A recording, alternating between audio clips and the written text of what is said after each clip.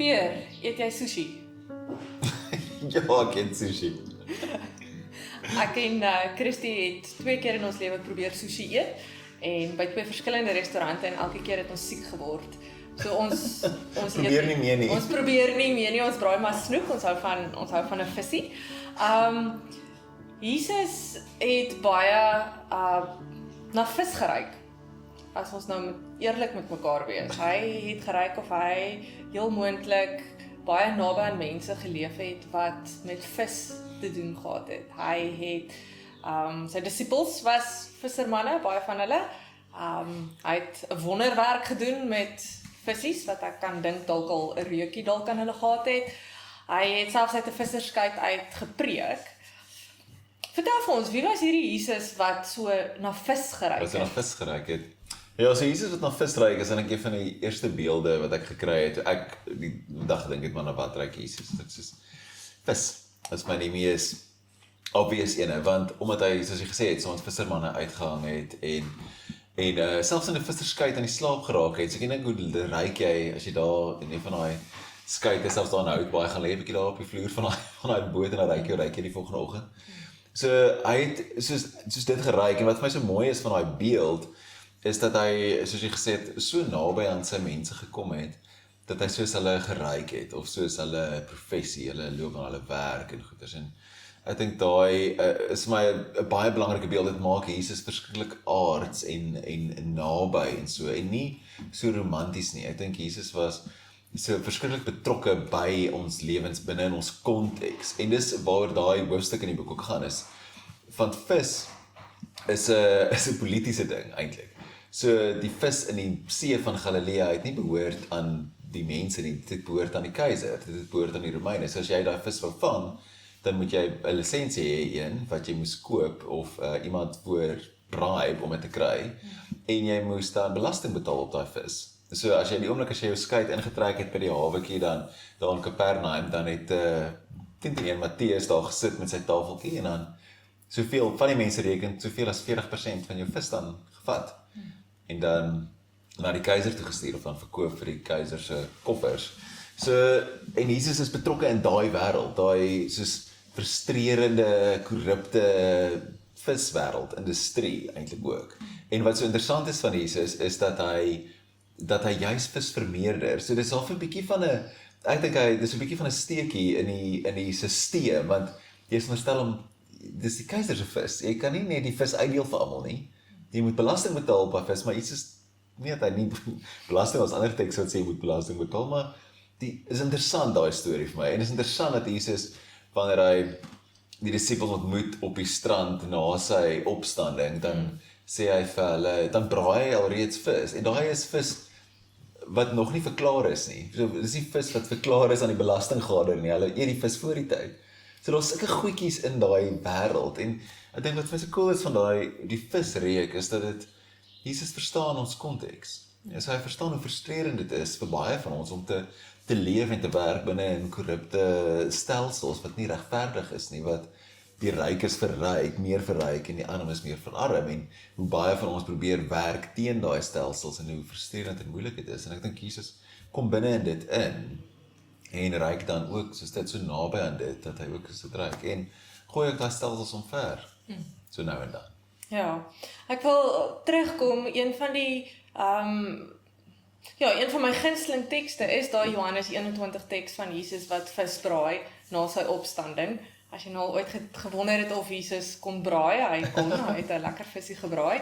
En dat dit is wat toe vir Petrus, hulle terug op die strand, wat hulle toe gaan visvang, nadat hulle besef het, hulle lewe is in gevaar, na Jesus se kruisiging, en hulle weet nou nie mooi, wat gaan nou volgende gebeur nie, so toe het hulle maar gaan visvang.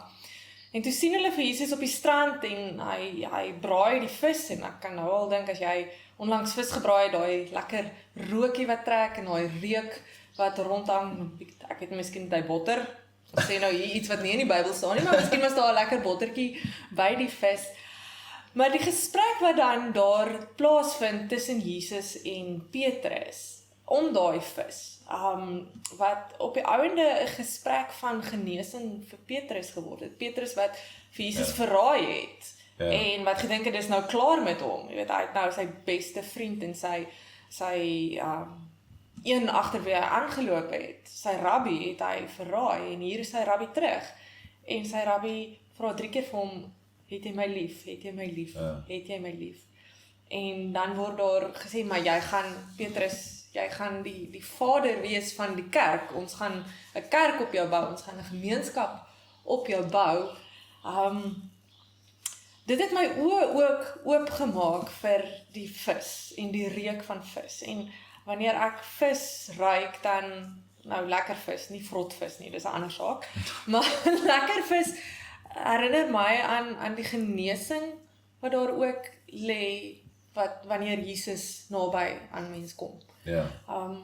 En ek het sommer gewonder, hoe dink jy, waarvoor moet hierdie vis reuk, as ons sê nou maar weer deur Fruit and Veg loop, en daar lê die visse in loer vir jou, hulle oë is nog so groot, en ons ruik die vis, waaraan moet dit ons herinner, waarvoor moet dit ons oë oopmaak, in die wêreld waarin ons leef?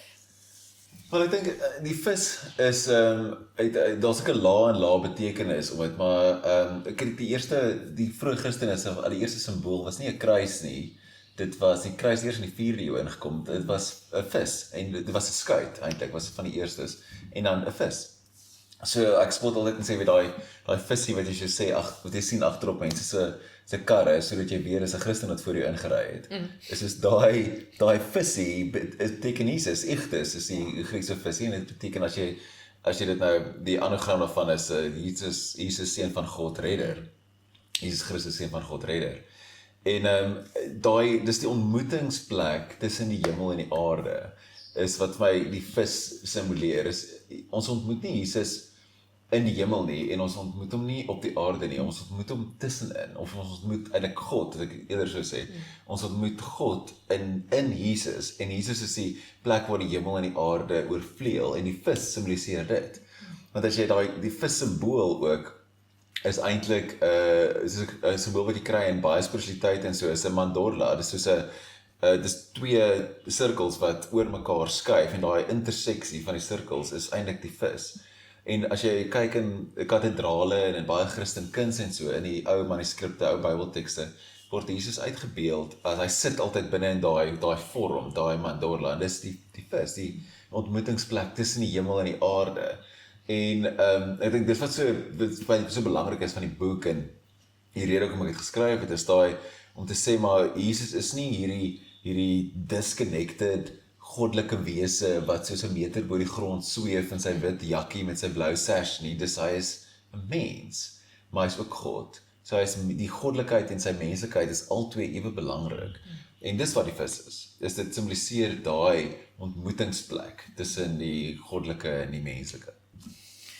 So vis kan ons ook daaraan herinner, die reuk van vis kan ons ook daaraan herinner, en ons half beweeg na plekke toe, waar die hemel en die aarde mekaar ontmoet. En baie keer is daai plekke, as ons kyk na die plekke waar Jesus beweeg het, is dit nie die skoongewaste plekke nie. Dit is nie jou shopping mall noodwendig of so nie, maar dat dit is die plekke waar ons baie keer ongemaklik is, en dis die plekke of mense wat ons ongemaklik maak, waar ons vir God ontmoet. Waarheen beweeg Jesus wat soos vis ruik ons?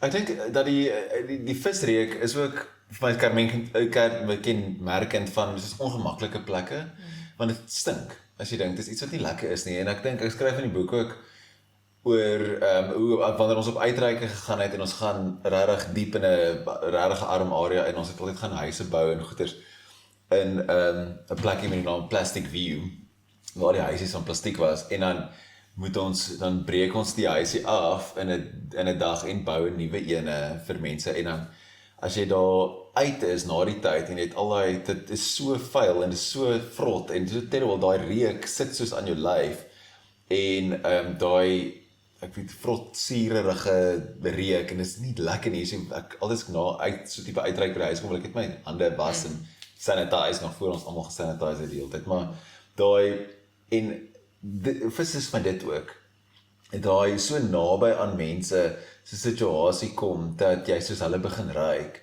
En dis ook daai selfe idee dat as jy saam met mense gekuier het rondom 'n braaivleisvuur of jy was nou maar in 'n kroeg gewees saam met mense, dan's daai sigaret rook of daai rookreuk gesit so in jou hare en in jou klere.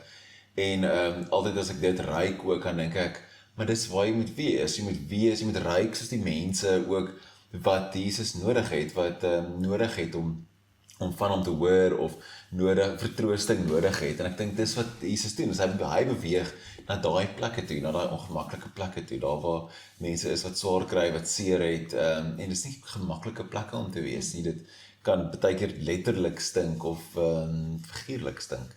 Ja, so die visreuk beweeg ons na plekke toe wat vir ons ongemaklik is, heel waarskynlik, en dit beweeg ons uit ek weet nou nie hoe gemaklik is 'n kerkbank nie, maar dit beweeg ons uit die kerkbank uit of deesdae met aanlyn dienste van die sitkamersbank af. En dit beweeg ons na daai plekke toe wat ons uitdaag en wat nie altyd natuurlik vir ons kom nie, maar dit beweeg ons na die mense toe wat Jesus die meeste nodig het. Ja, presies so. Reg? Dankie, ek hoop julle kan vanaand sushi eet.